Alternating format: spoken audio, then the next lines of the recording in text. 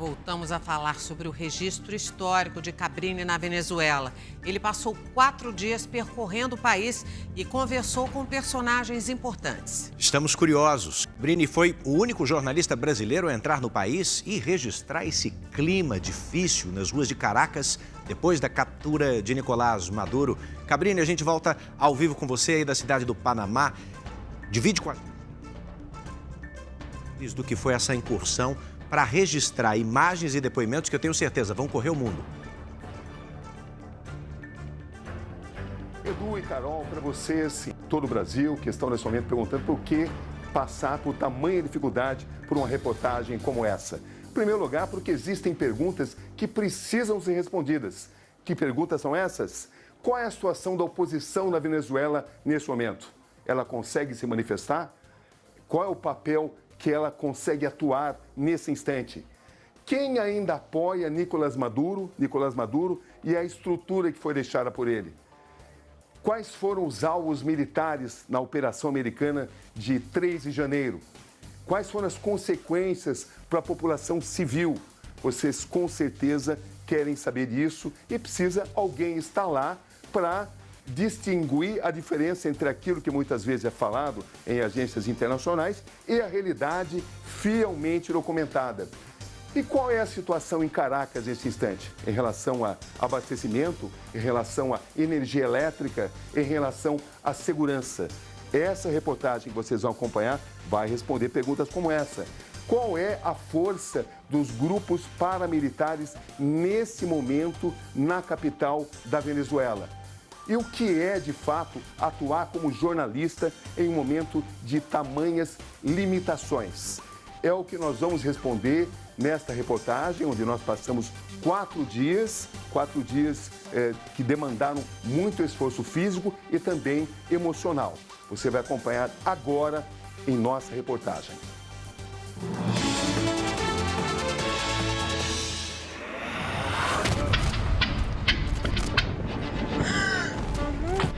Quatro longos dias na Venezuela. De tensão. De incertezas. Descobertas.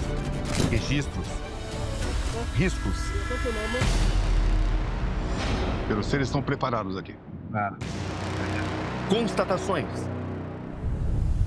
Contradições. Tudo em meio à maior crise da história do país.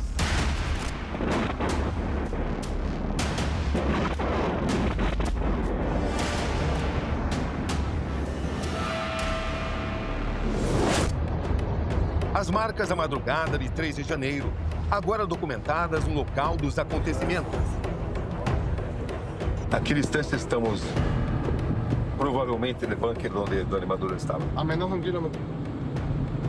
Então essa é a área. Estamos em área. Sim, estamos em Fuerte Fiuna, estamos dentro do Fuerte. O jornalismo na nação onde ele é mais proibido. Uma moto nos seguiu durante um certo tempo. O nosso trabalho aqui consiste sempre em filmar, sair, filmar, sair. A gente nunca pode ficar muito tempo no mesmo lugar. Os 47 segundos que mudaram a história da Venezuela. Deus mío, é na casa do Bucana, mira. Siga, cuidado! Os bastidores da operação americana que capturou Nicolás Maduro, que tinha quase 13 anos no poder e tinha sido o sucessor de Hugo Chávez, o fundador do chavismo, movimento de orientação socialista surgido na Venezuela. Percorremos os locais atingidos. Um ataque como esse sempre provoca efeitos colaterais. Estamos em um prédio popular que foi atingido no ataque daquela madrugada. Afinal, qual a realidade da Venezuela nesse momento? É o que vamos descobrir. Não há como deixar de registrar que o número de pessoas impressiona. É muita gente mesmo nessa manifestação.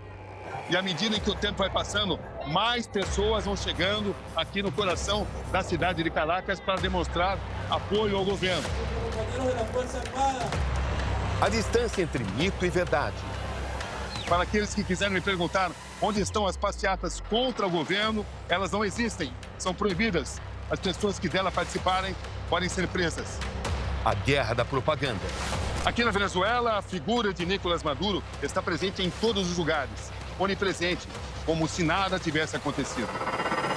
A gente está aqui ouvindo as pessoas, estamos atentos à manifestação, mas ao mesmo tempo atentos à possível chegada de agentes, de policiais que estão buscando por jornalistas estrangeiros que estejam aqui.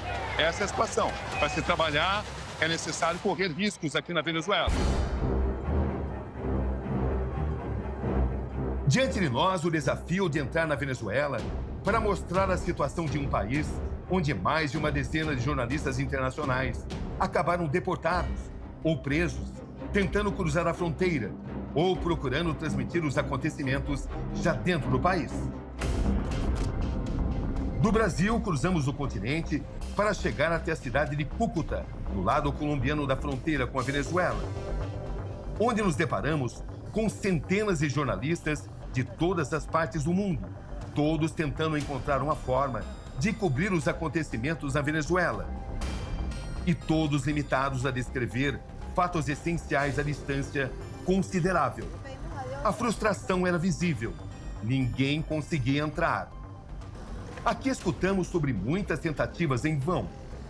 Um após outro, muitos desistiram. Praticamente todos. Mesmo nesse contexto, decidimos que não havia mais tempo a perder. Era preciso sim assumir riscos em nome do jornalismo. Contatos aqui, contatos ali. Cada um, é claro, conta com suas fontes. Até que, finalmente, na noite de quarta-feira, conseguimos ingressar legalmente em território venezuelano, contando apenas com nossos celulares. Junto comigo, o jornalista Lumes Única, que se dedicaria às imagens. A fronteira, a checagem, a entrevista, a tensão, o momento mais decisivo. E então, sinal verde para cruzarmos. Nos tornamos, assim, os únicos jornalistas brasileiros a entrar na Venezuela para essa missão. Depois de 6 horas de espera, que incluíram muitas entrevistas, muitas perguntas, muitos questionamentos, finalmente conseguimos passar pela imigração e ingressar em território venezuelano. Essas são as primeiras imagens já do lado venezuelano. Esta é San Antonio del Táchira, a primeira cidade depois da fronteira da Venezuela. Noite de quarta-feira. O silêncio só é quebrado pela música típica de um bar ou pelo pequeno movimento da barraca onde se fazem saborosas hamburguesas de fronteira, como são conhecidas aqui. Entre uma conversa e outra, a queda de Maduro não deixa de ser o principal assunto na madrugada do cozinheiro e seus clientes. Pensa que foi uma coisa boa ou mala para a Venezuela? Pues, ¿qué podemos decir? Hay que esperar a ver qué sucede más adelante. Para tu? Esperar a ver qué sucede. Quando o dia amanhece, nosso destino é o pequeno aeroporto de San Antonio del Táchira, onde conseguimos assentos no disputado voo para a capital. Tudo pronto. Vamos embarcar para Caracas. Durante o voo, pensamentos invadem a mente. Não faltariam encruzilhadas para executarmos nossa missão. Uma hora depois, ali embaixo, em um vale estreito, cercado pela Cordilheira da Costa, surge a metrópole venezuelana. Enfim. Estamos em terra. Caracas, a capital de 3 milhões de habitantes, se revela, depois do capítulo mais dramático da história do país. Vamos encontrando bairros empilhados às encostas íngremes, contrastando com os arranha-céus modernos no centro e favelas espraiadas nas colinas. Estamos em um mercado na zona central da cidade. Logo depois do bombardeio americano, houve ameaça de desabastecimento. Mas aos poucos, a situação foi se normalizando. É inevitável notar o nervosismo do ataque recente, os abismos sociais, o movimento da cidade grande, as manifestações, os nervos à flor da pele. O medo de novos ataques permanece. Mas as ruas que estavam vazias no primeiro momento, após a operação americana, procuram agora a normalidade. Normalidade possível, é claro. Em Caracas e em seus arredores, nosso objetivo é documentar os vestígios do 3 de janeiro, marcado pela alta tensão das explosões e ataques reportados em Caracas e áreas vizinhas. Estamos nesse momento entrando na base aérea de La Carlota, um dos principais alvos atingidos. A base aérea de La Carlota sofreu explosões violentas, um local fundamental para as forças venezuelanas. As estruturas foram danificadas, colunas de fumaça visíveis. Aqui o alvo dos caças e helicópteros americanos foram as baterias antiaéreas da Venezuela. Daqui podemos identificar a destruição dessa base aérea vital para as defesas venezuelanas. Vejam só as marcas do ataque americano. São imagens que impressionam bastante, árvores arrancadas, quando os helicópteros e caças americanos atacaram esse local, essa instalação militar. Vejam como ficou esse ônibus, totalmente destruído. O ônibus dentro da base aérea de La Carlota. E assim, vamos reconstituindo o 3 de janeiro e registrando o momento atual. Jornalismo na veia. Estamos agora nos aproximando da primeira área que foi atingida durante o ataque daquela madrugada. Este é o porto de La Guaira.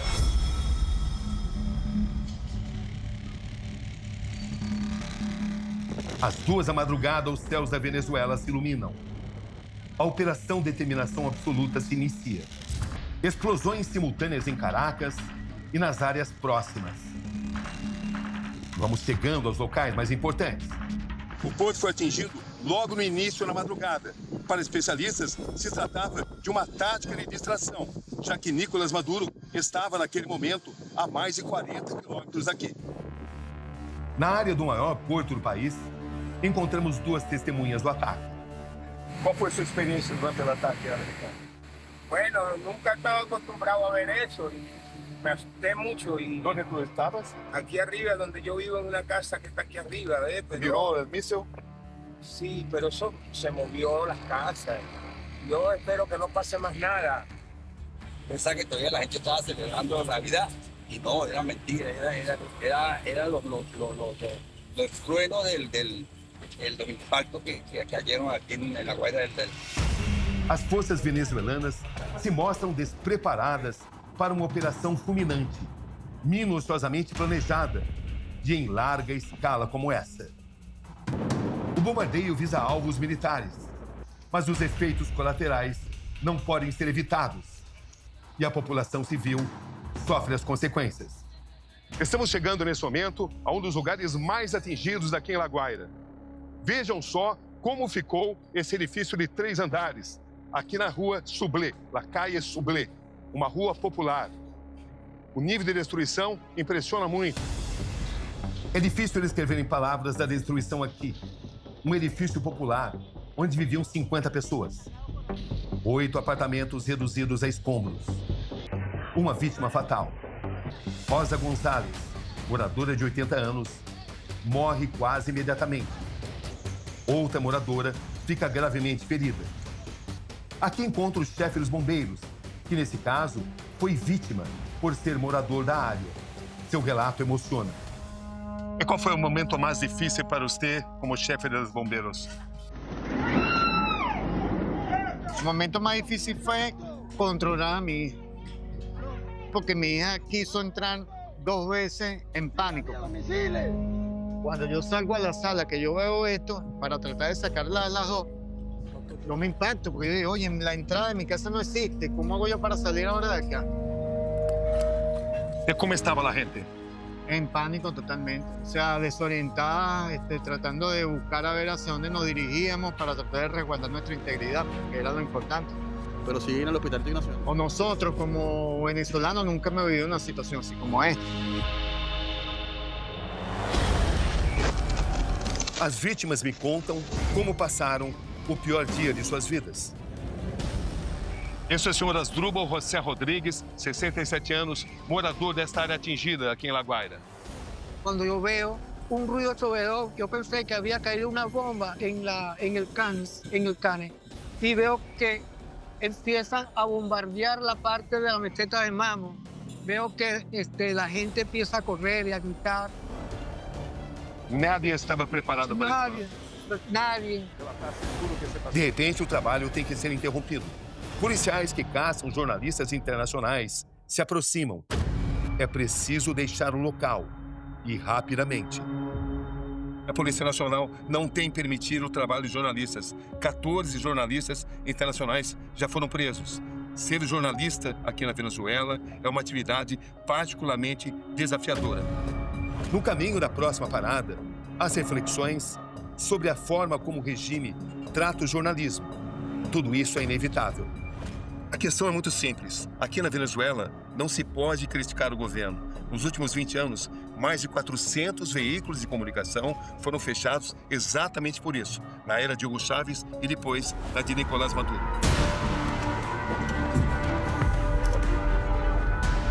Dezenas de helicópteros de guerra dos Estados Unidos em ação.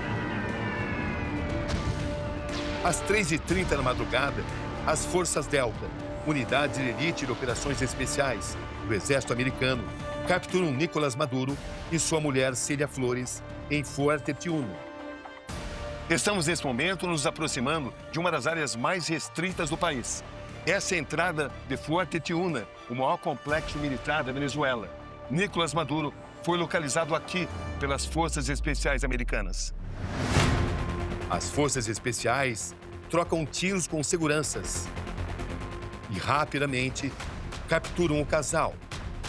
Tudo uma questão de segundos. No momento do ataque americano, Nicolás Maduro estava sendo protegido por 32 soldados cubanos. Todos morreram. Vejam aqui na área de Fuerte Tiuna as marcas do bombardeio americano. Vejam só como ficou essa instalação militar.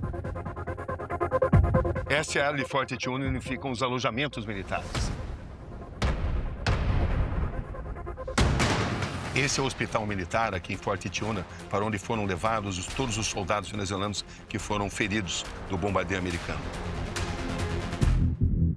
Maduro foi detido em sua residência fortificada, dentro dessa instalação militar.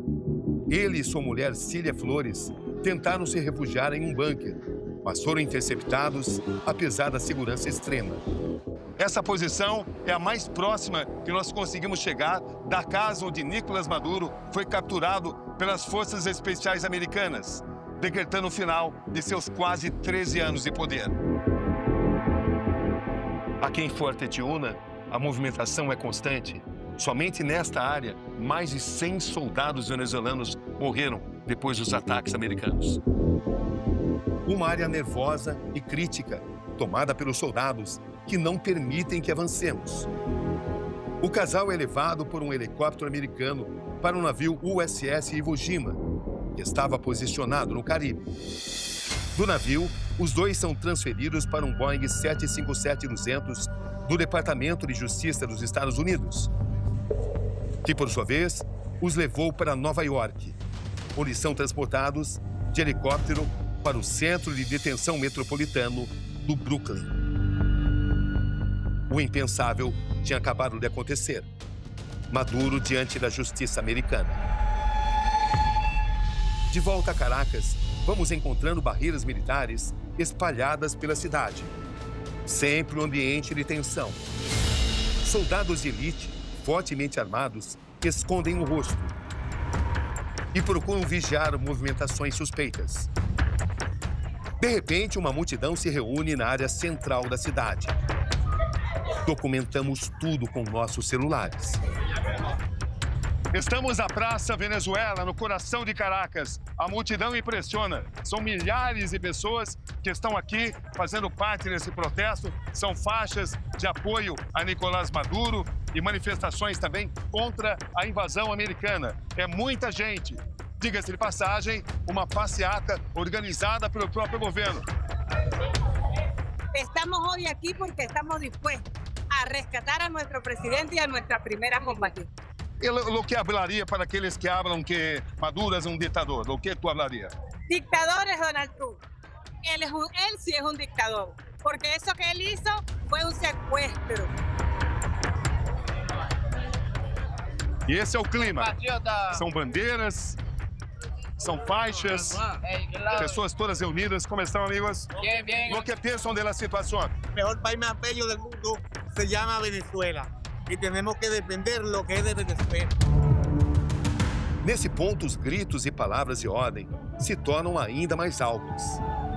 Marcam a chegada de um dos maiores apoiadores de Nicolás Maduro. Trata-se do prefeito de La Guaira, José Manuel Soares. Abro o caminho entre seus seguranças e consigo falar com ele. O que queres que as pessoas em Brasil tenham conhecimento neste momento? Bueno, precisamente que el pueblo de Brasil vea que aquí hay un pueblo venezolano que ama nuestra querida patria, que el pueblo de Brasil vea que el interés económico está siempre por medio. ¿Hay democracia en Venezuela? Bueno, aquí lo podemos ver cómo está la democracia, en donde se habla nuestro presidente Nicolás, pero llegó nuestra vicepresidenta Delcy Rodríguez.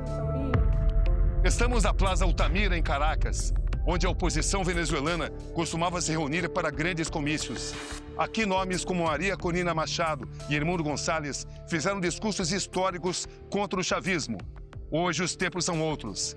A oposição está silenciada, amedrontada e a praça praticamente vazia. Uma volta mais detalhada por Caracas revela o abismo social. De um lado, as lojas de grife e carros luxuosos no bairro de Las Mercedes. Agora estamos em Lagunita, onde encontramos uma sequência quase interminável de mansões em geral habitadas pelos empresários amigos do regime. Algumas casas aqui chegam a valer até 50 milhões de dólares. Nesse país de contrastes, mansões milionárias como essa disputam espaço com imensas favelas, como aquela ao fundo, onde vive a maior parte da população. O número de pessoas que vivem nessas condições cresceu nas últimas décadas. Para a oposição do governo, aqui também vivem os narcotraficantes, que o chavismo protege, e o seleto clube de magnatas do petróleo. Os homens que exploram a riqueza da maior reserva do mundo e que, entretanto, não está nem entre os 100 maiores produtores do chamado ouro negro, devido à corrupção e à má administração. Em Caracas, mesmo depois da Operação Americana, não faltam bolsões e privilegiados, como esse restaurante funciona junto com o comércio, ambos sofisticados. Aqui, com ou sem Maduro, não há crise, muito menos escassez. Do outro lado, há centenas de favelas onde vive metade da população da capital. Estamos entrando nesse momento no bairro 23 de Janeiro, aqui em Caracas, a base principal dos grupos paramilitares venezuelanos. São moradias modestas, onde o chavismo cultivou simpatizantes movidos pelos programas sociais que seus opositores classificam sempre de clientelismo e controle político. Frente de Coletivos Revolucionário Sérgio Rodrigues. Importante grupo paramilitar aqui em Caracas. Esta é uma área considerada importante, estratégica para a sustentação do chavismo. O novo governo de Delcy Rodrigues, antes vice de Maduro, sabe que para sobreviver vai precisar concordar em proteger os interesses americanos no país e, ao mesmo tempo, se equilibrar entre as forças paramilitares conhecidas como coletivos, que buscam manter o controle territorial e a influência política do chavismo, sempre espalhando o terror e a tática das ameaças. Essa é a prisão de helicóide aqui em Caracas, onde estão mais de 800 presos políticos. Numa tentativa de diplomacia, parte deles está sendo liberada. Entidades internacionais de direitos humanos denunciam que o número é irrisório. Até agora, pouco mais de 10 presos políticos foram soltos. Na Venezuela que encontramos, o estado de emergência é agora chamado de estado de comoção. Uma condição que proíbe manifestações da oposição, manifestações de apoio ao ataque americano. Um país dividido, cercado de forças antagônicas. O medo toma conta das ruas de Caracas à medida que a noite se aproxima. Pois às 5 da tarde, a cidade muda de rosto. Os moradores desaparecem. As ruas ficam vazias. Quem permanece são apenas os policiais, circulando em silêncio, impondo presença onde antes havia vida. Aqui, quando o sol se põe, esse sentimento, novamente o medo, assume o controle.